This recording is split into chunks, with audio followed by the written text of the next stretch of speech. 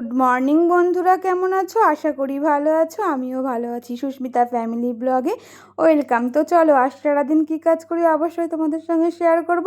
Please তোমরা সাথে থেকো, পাশে থেকো।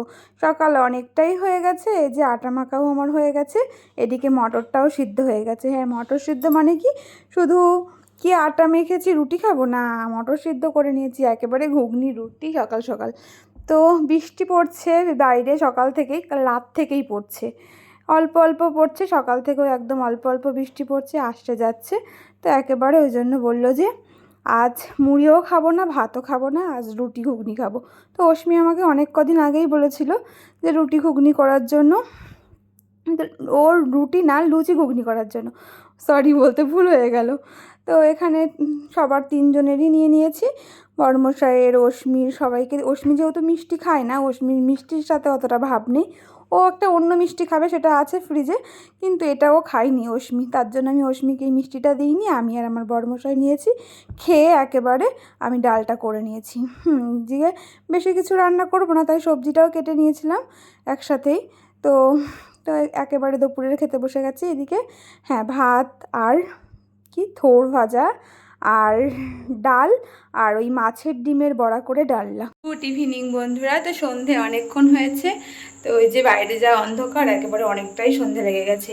অশ্মিকে পড়িয়েও চলে গেছে, এরপর আমরা একটু বসেছিলাম, তারপর এখন চা করে নিয়ে আসলাম। তো সারাদিন সেইভাবে ফোনের সামনে আসা হয়নি, একটু ব্যস্তই ছিলাম, সত্যিই খুব ব্যস্ত ছিলাম আজকে। স্নান করতেও অনেক দেরি হয়ে গেছিলো, তারপর খেতে তো অনেকই দেরি হয়ে গেছিলো।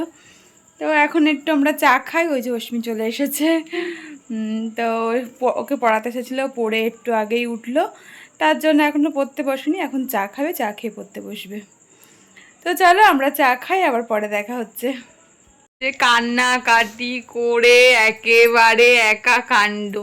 কারণ কি জানো সবাই? কারণ কিছুই না, একটা ফর্ম আমার কাছে রাখা আছে, আমি জমা দেবো বলে গেছিলাম, সেদিন দোকানটা বন্ধ ছিল। তাহলে আমাকে বল যে মা ওটা কোথায়, সেটা আমাকে না জিজ্ঞাসা করে তন্ন তন্ন করে ওয়ার্ড্রপটা খুঁজছে, খুঁজে পেল না। এদিক সেদিক খুঁজলো, খুঁজে পেল না। যে কাঁদছিস কেন? আমার এটাও কোথায় গেছে জানো? তাই তো। তো আমার জমা দেওয়া হয়নি, ওটা বলেছে নাকি জমা দিতে। তো ওটা আমি সেদিন গেছিলাম, দোকান বন্ধ ছিল, চলে এসেছিলাম। বলছে যদি, আমি বলছি হ্যাঁ, তা আমাকে জিজ্ঞাসা কর, ওটা তো আমার কাছেই আছে। বলছে নাকি যে যদি আমি না পেতাম তাহলে তোমাদের বুঝিয়ে দিতাম কি হতো। তাকা আমার দিকে, তাকা।